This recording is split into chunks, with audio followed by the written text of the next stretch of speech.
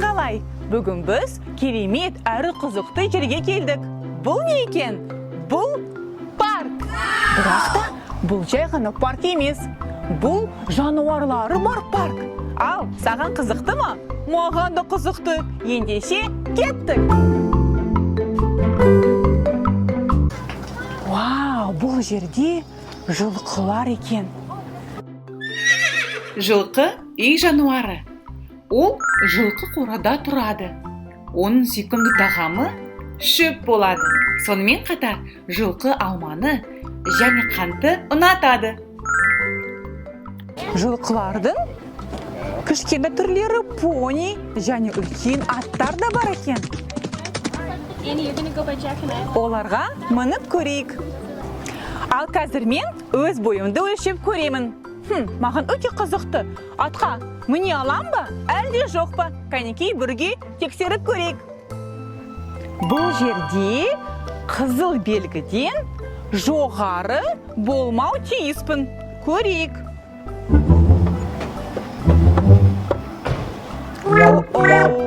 Мен атқа міне алмайтын болдым. Бірақ менің кішкентай көмекшілерім бар. Оларды мінгіземіз. Атқа міну үшін билет алу керек. Кеттік, билетті сатып алайық.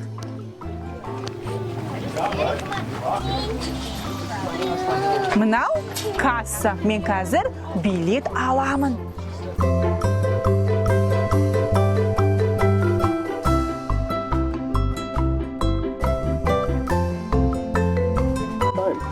Вау! Билет бізде бар. Ал енді атқа мініп көрейік. Кеттік. Билет саған.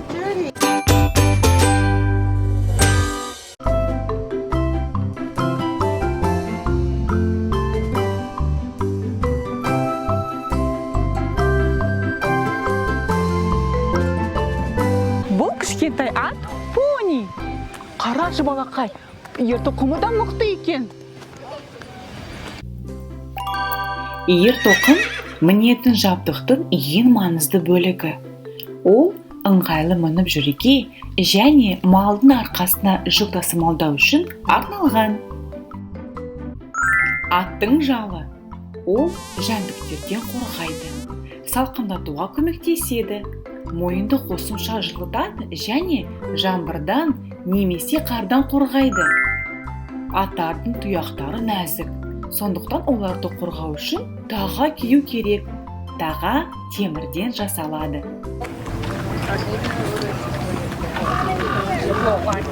Балаларға пониге мінуге болады. Пони үй жылқысының кіші түрі. Негізгі белгілері қысқа бойы бар, күшті мойын, қысқа аяқтар және ол өте төзімді жануар.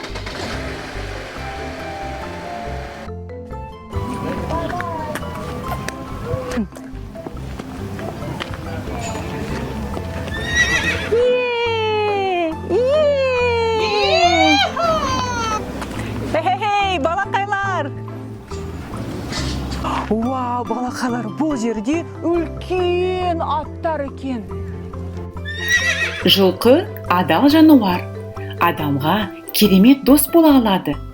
Жылқылар ауыл шаруашылығында, әскери істерде, спортта, сонымен қатар жылқы еті мен қымыз өндіру үшін кеңінен қолданылады. Үлкен атқа мінсем екен.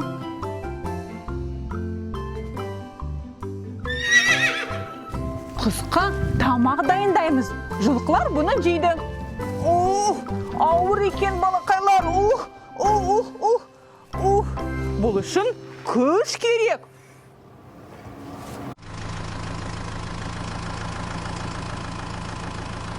Бұл жерде сен, мен білетін қойлар, ешкілер тұрады екен. Оларды жақындап көрейік. Кеттік. Қой және ешкі ауыл жануарлары. Олар шөпті жеуді өте ұнатады. Вау, бұл жерде қойларға және ешкілерге жем бере аламыз. Бірақ та жем беру үшін бізге тиын керек екен. Көрейік.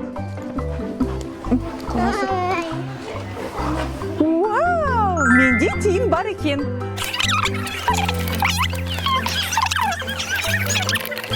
Сәлем, досым. Сәлем. Олар қандай сүйкімді екен. Сәлем. Же ғой. Я, қарашы.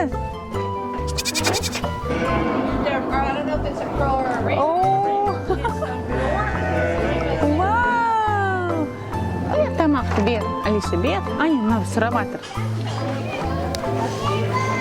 Көрді ме, ол жейді. Бер. Бер.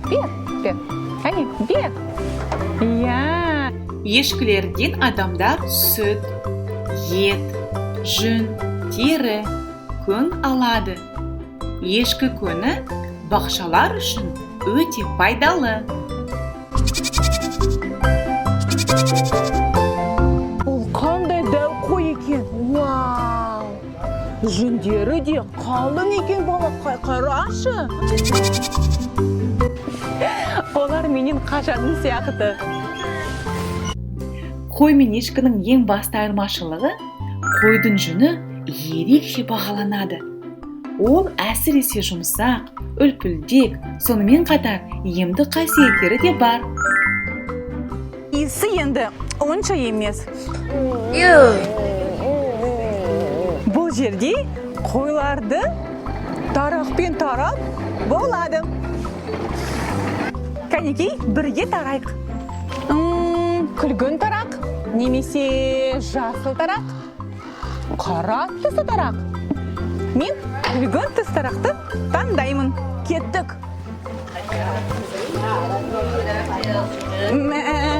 Менен қашып жатыр. Таптым, біреуін таптым. Иә, вау. Олар қандай сүйкімді екен. Қандай сүйкімді.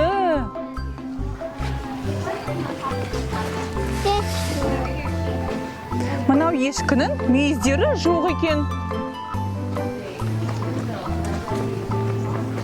Бұл ешкінің мүйіздері. Ал мынау ешкінің сақалы. Ешкілер бұл жерде секіреді, демалады, тамақтанады да екен. Кеттік. Вау, қандай үлкен ешкі. Не істеп жатырсың, досым? Сен емді іздеп жатырсың ба? Не істеп жатырсың, досым?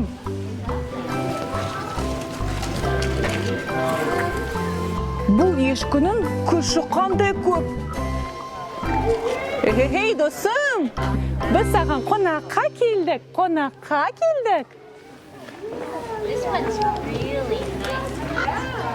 Бұл жерде олар су ішеді екен. Сумен толтырылған шелегі бар.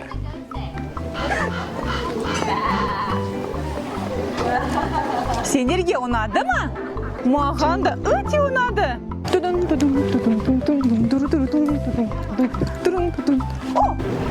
Қазір мен фермашы боламын.